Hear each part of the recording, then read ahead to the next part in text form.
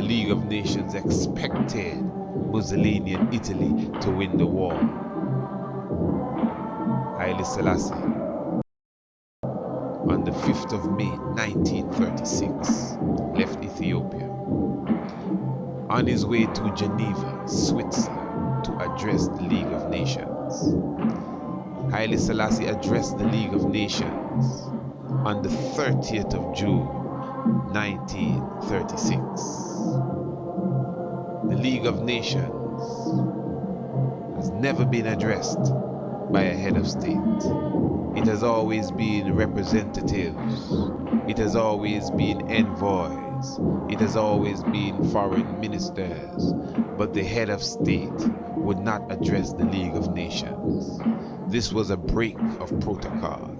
Haile Selassie I says he cannot send anyone to address the League of Nations. He himself has to address the League of Nations. And he addressed the League of Nations.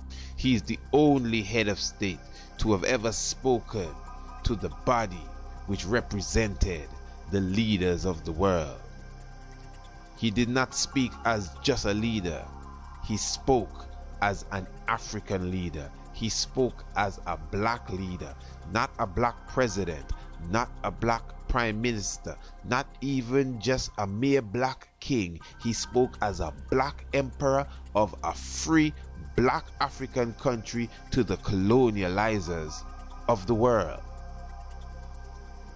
And he made it clear that the match and the spark that was lit in Ethiopia shall burn throughout Europe. And this is exactly what took place. For World War II began, and the same European countries that were in the League of Nations began to fight against each other. And historically, let it be known that when World War II was in its heights, Ethiopia was already out of the war, and Mussolini had already died, keeping in mind that he died at the hands of his own people.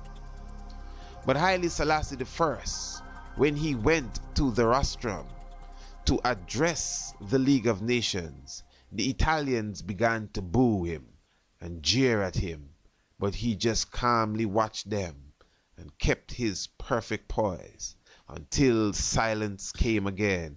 We waited for Haile Selassie, the king about whom my grandfather had told me many stories. It is said that Haile Selassie was a visiting board member of the League of Nations. This was the international organization before the United Nations had formed. During an international meeting, a miscreant drew a pistol to shoot the king. He did not move, but steadily looked the murderer directly in the eyes.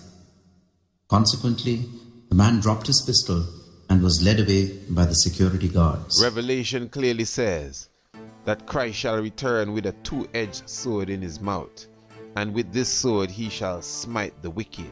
The sword in his mouth is his words. What comes out of his mouth is his words. Look at the word sword, S-W-O-R-D. When you remove the S from the beginning and put it at the end, you get the word words. He shall come with a two-edged sword. Two-edged, the S at the beginning and the S at the end, in his mouth. Zephaniah chapter 3, verse 8. Therefore wait upon me, said the Lord, until the day that I rise up to the prey.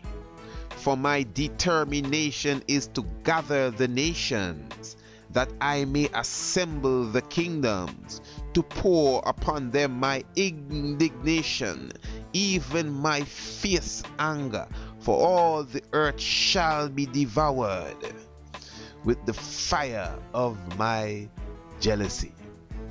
This is the book of Zephaniah chapter